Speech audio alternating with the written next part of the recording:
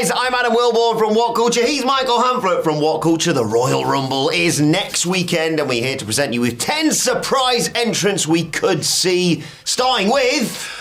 Zack Ryder. Yes. Woo, woo, woo. You know it. Matt Cardona's been a revelation on the independent scene since leaving WWE. He's kind of like managed to reinvent himself as a bit of a take of the traditional hardcore icon, you know, within GCW. But he may have ended his GCW tenure with a loss recently at the Hammerstein Ballroom show. He has kind of made no secret about his want to make it back to WWE. It's always something he feels like he could have another run at. He was very unfairly treated, getting himself all the way over the last time and never truly being pushed to his full potential in that role. There's a lot of nostalgia, I think, for Zack Ryder that stems back to those earliest days rather than maybe some of the stuff that people have forgotten, such as his team with Mojo Rawley and some of the less successful moments of his run. And there's possibly never been a hotter time for him to come back and find a place as well. WWE is star driven, and if there's anybody that's driven to make himself a star, it is indeed Zack Ryder. Obviously having Chelsea Green as the current Women's United States champion gives him some sort of might give him some sort of stroke within the locker room, or have at least one very strong voice speaking for him, as well as the fans that were with him the first time that will at least, even if it's just for like a shorter tenure like a Royal Rumble return and something little between now and WrestleMania, makes it feel like he would be somebody that at least on the night would be a very popular choice. The pop when his music hits, I think, would, if nothing else, justify that one cameo. Yeah, exactly. There's going to be several people in this list that are going to get an amazing reaction if they do show up next Saturday. He'd be one of them for me. Like you say, even disregarding what you could potentially do with him joining that awesome duo of Chelsea Green and Piper Niven, adding him to that mix could be so much fun as well. Another member of a security detail, who knows? But yeah, like you say, he is one of the standouts in terms of like making a lane for himself after leaving WWE. He has got history with Cody Rhodes, obviously, but also someone like John Cena, who many, many moons ago was, you know, his good pal, apart from when he smooched his girlfriend. There's quite the big name that we're going to get to on this list that was stood in the ring once in Madison Square Garden, hearing Zack Ryder's name getting cheered rather than his own. So there's lots of lore with a bunch of people that we might be speculating could be in this match. Another former WWE star that could show up is Santino Mara.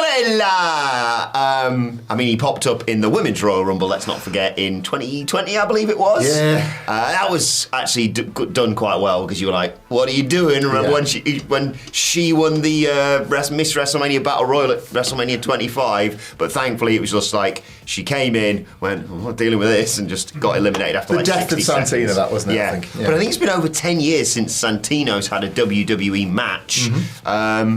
And obviously, I mean, he's always a popper in Rumbles. He's got a record in it, let's not forget. He does. For fastest elimination. He obviously has history in Rumbles, as well as the connection now, what with his involvement with TNA. That opens the door even more wide open for something like this. And, you know, with possibly no R-Truth in the Royal Rumble, been missing from TV for a bit of time now.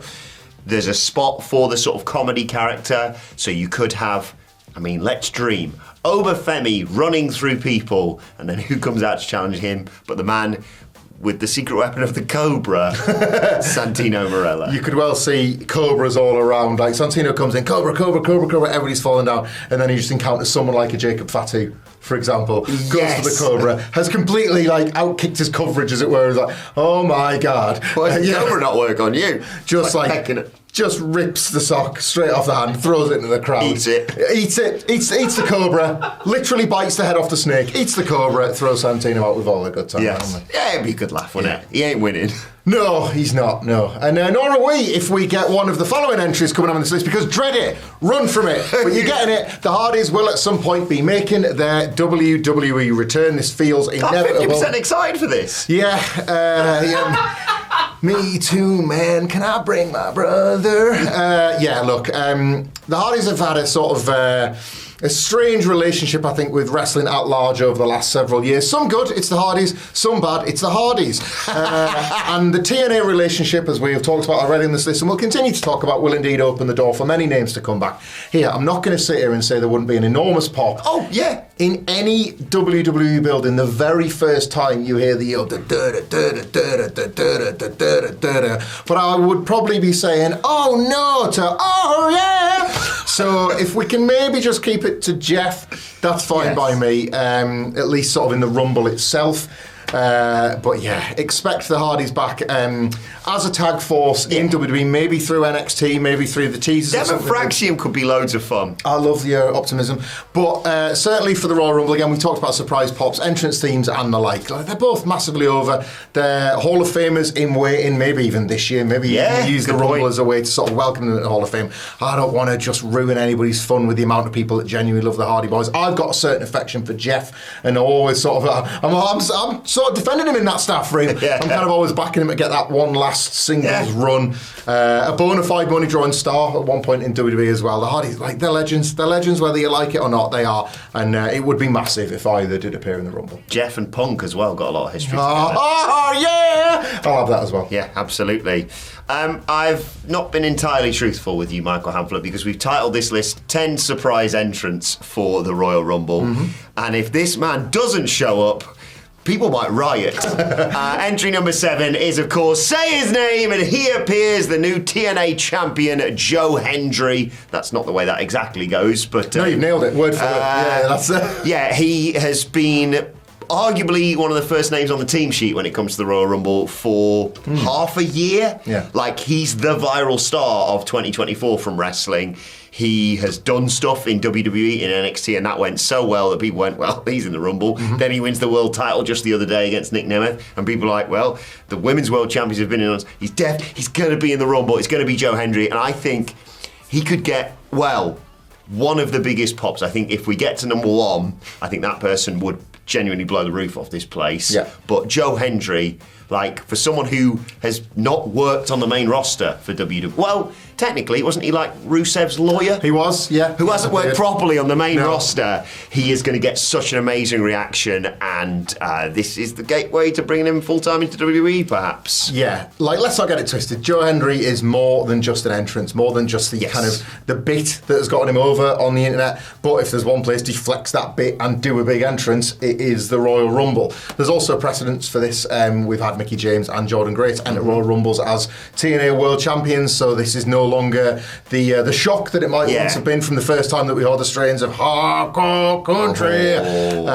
This is the universe we live in now, this kind of shared co-opted space that TNA and WWE have, which does sort of change Hendry entering this. I think a few months ago, as you say, when speculation began that Hendry was going to be in the Rumble, it was felt as though it might be after his TNA time had come to an end. There was different discussions on his contract. Hendry put a tweet out in response to some of the criticism he was getting. We'll see how this goes in January. And now look where we are. He is indeed the TNA World Champion. The Rumble entrance, as you say, seems assured at this point. But probably just as a cameo. Like, he has work to do. The work starts now, as they say, now that he is the World Champion. I think his TNA contract runs till later this year at the earliest. So. And who knows, if that goes really well, maybe he'll see a future there rather than in WWE. But this is a company about capital M moments at the best of times, and there are a bunch of wrestlers, Hendry included, that have probably imagined these moments happening for them, and if nothing else, like ticking that off, getting that Rumble pop, getting that moment. Who knows? Maybe you kind of like have him get a single elimination or something that leaves a story for a rainy day, leaves something for Cora Jade's challenging Masha Slamovich. Why not have someone from WWE?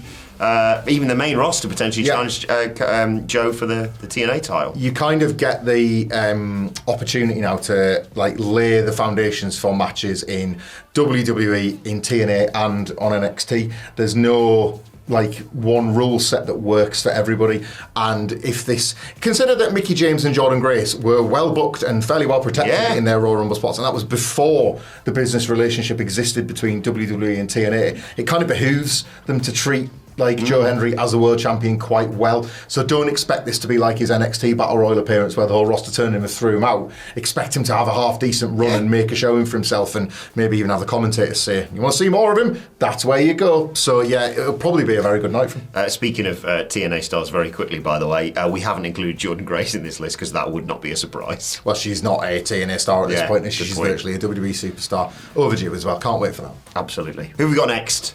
We've got Dolph Ziggler / Nick Nemeth. The other side, the other side of the Joe Hendry title switch, of course. Previous number 30? Indeed, yeah, making his... That was a thing that happened. Well, but no, come on, like, let's not undersell that. He retired the prior December. So he retired 2 weeks prior to that. He had to like sort of celebrate his comeback by working about 6 to 8 like uneventful minutes in a Rumble. Nick Nemeth was the one that put over Joe Hendry at TNA Genesis, so he is now a former TNA World Champion, and has kind of found his home there. I agree. Ultimately, it was a bit weird when he was released about exactly, we talked about it with Matt Cardona and others, like where exactly do you find your place in wrestling post WWE when you've had such a long run and you're kind of still so associated with your old name and the WWE brand. Well, I think Nemeth has done it in TNA.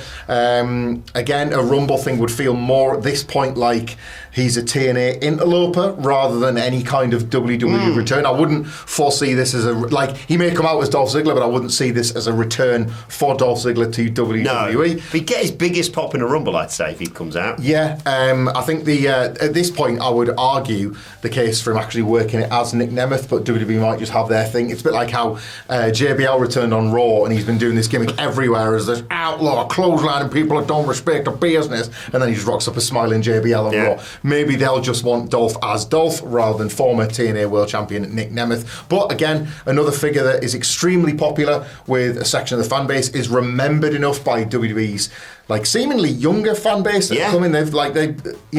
He's not been gone that long that they won't remember who he was. He was NXT champion, as recent as 2022. So it was like he was doing nothing in his later days. With Obafemi in there, maybe. Maybe. We'll take incredible bumps for someone like an Obafemi. We'll take a cool elimination for whoever throws him out. And again, the TNA thing, we keep going back to this. Nobody's an outside shot at this point. The door is flung wide open. Moving on to entry number 5, someone I would love to see return in the Women's Royal Rumble match is Alexa Bliss. Obviously, she's been away. She has had a child. Yep. She has had a nasty health scare as well, which is great to hear that she's got past that. But there's been speculation on, a numerous major WWE female stars coming back in the next few months, basically on this road to a huge WrestleMania. Now they're on Netflix as well. Yep. We've talked about Charlotte Flair, we've talked about Becky Lynch, and you've got to include Alexa Bliss in that conversation. Whether or not you want to bring her back and associate her with the Wyatt Six storyline, obviously she's got a great deal of history with the Wyatt family over the years. I don't know. Personally, I'd just like to see her back trying to win world titles again, because I think that was some of her best work. And she isn't my pick to win the Women's Royal Rumble. I don't actually know who is right now.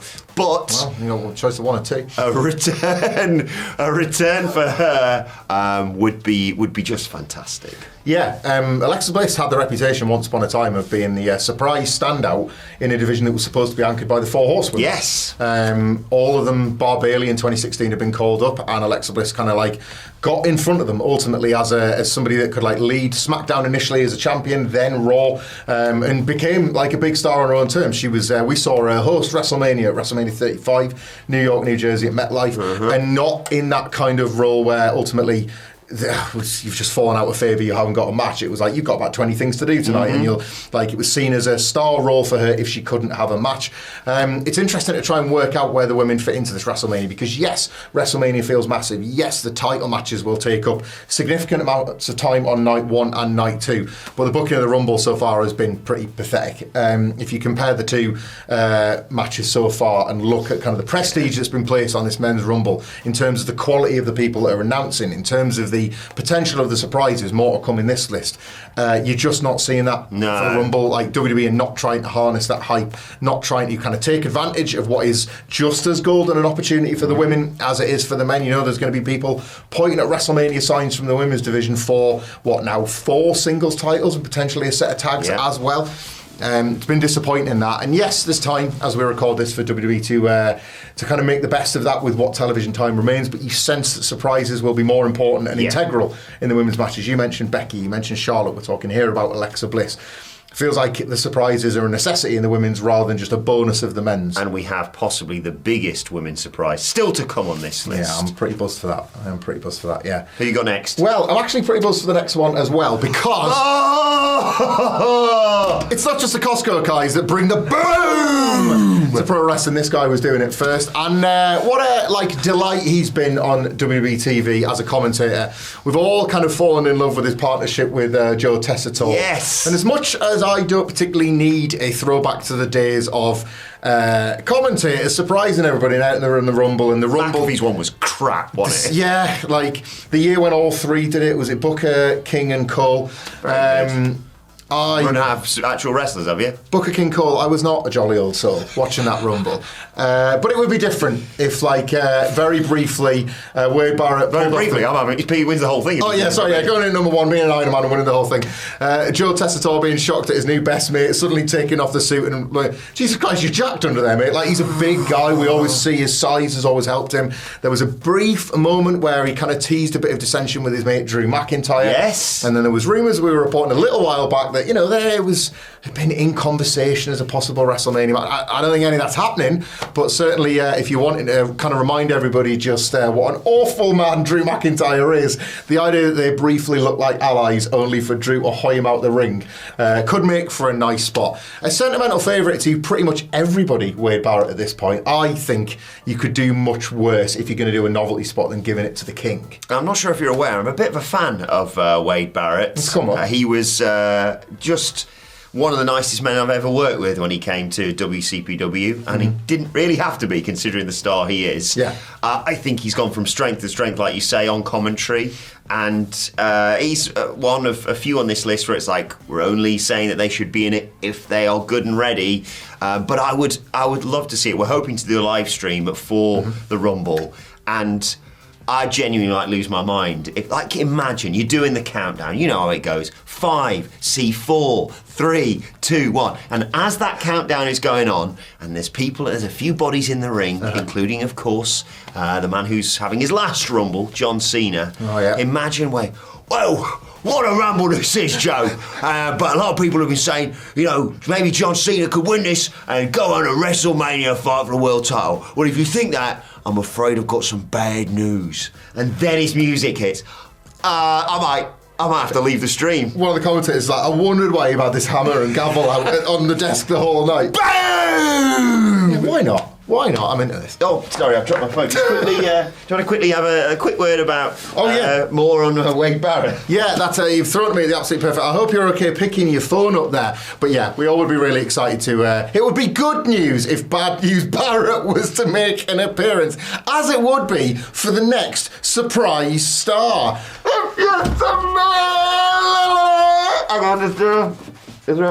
That's the mouth. There you go, you can see now.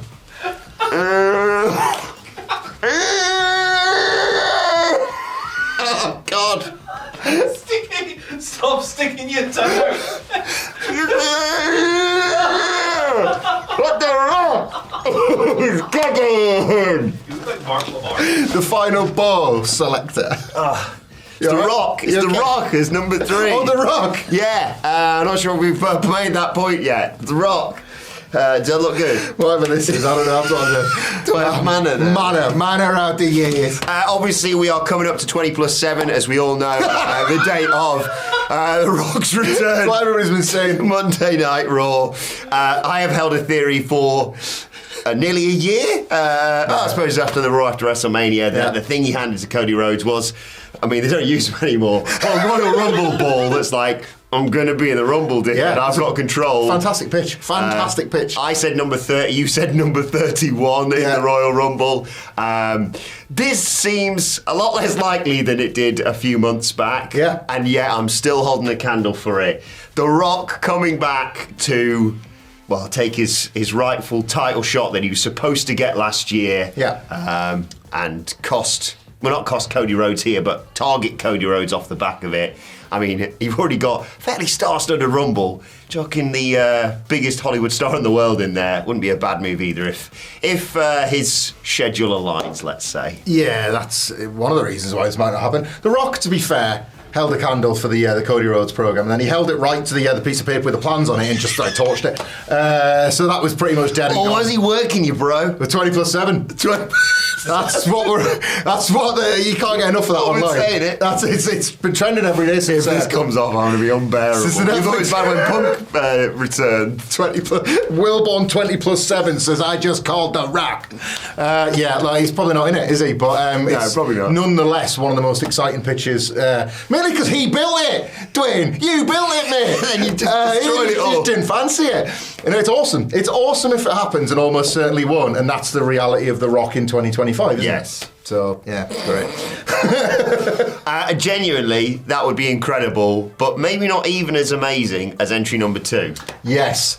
AJ Lee Please. is somebody, truthfully, I've been pitching for WWE return since before her husband returned. I mentioned... It's my Sami Zayn wins the Money in the Bank this, you saying she should come back in the Rumble every year. And not just because once upon a time she was unbelievable for clicks on the thumbnails when you were in the Rumble prediction articles. Good point. No, yes, I mentioned her husband because, of course, he was fired on their wedding day, and that seemed like the beginning of the end of her WWE run back in 2014. She would indeed wrap up in 2015 after a WrestleMania appearance where she tried to help get Paige over, and then a Raw appearance where she wore the Bailey I'm a Hugger t-shirt. Like, doing business the right way on her way out in a position that must have been so uncomfortable at that time. AJ Lee, for me, is never somebody, until recently, ironically enough, has received her flowers for what she was doing long before WWE were doing right by the women.